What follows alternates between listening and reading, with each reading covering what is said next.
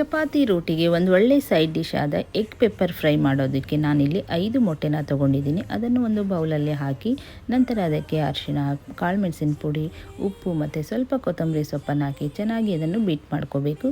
ನಂತರ ತವಾ ಮೇಲೆ 2 ಸ್ಪೂನಷ್ಟು ಎಣ್ಣೆ ಹಾಕಿ ಮಿಕ್ಸ್ ಮಾಡಿ ಇಟ್ಕೊಂಡಿರುವ ಎಗ್ಗನ್ನು ಇದಕ್ಕೆ ಹಾಕಿ ಆಮ್ಲೆಟ್ ಮಾಡ್ಕೋಬೇಕು. ಈ ರೀತಿ ಸ್ವಲ್ಪ ದೊಡ್ಡ ದೊಡ್ಡ ಪೀಸಲ್ಲೇ ಇದನ್ನು ಫ್ರೈ ಮಾಡಿಕೊಂಡು ಒಂದು ಪ್ಲೇಟಿಗೆ ಹಾಕಿ ಎತ್ತಿಟ್ಕೊಳ್ಳಿ. ನಂತರ ಇನ್ನೊಂದು ಬಾಣಲೆಯಲ್ಲಿ 2 ಸ್ಪೂನಷ್ಟು ಎಣ್ಣೆ ಹಾಕಿ ಹೆಚ್ಚಿರೋ ಈರುಳ್ಳಿ, ಹಸಿಮೆಣಸಿನಕಾಯಿ, ಕರಿಬೇವು, ಶುಂಠಿ ಬೆಳ್ಳುಳ್ಳಿ ಪೇಸ್ಟನ್ನು ಹಾಕಿ ಫ್ರೈ ಮಾಡ್ಕೋಬೇಕು.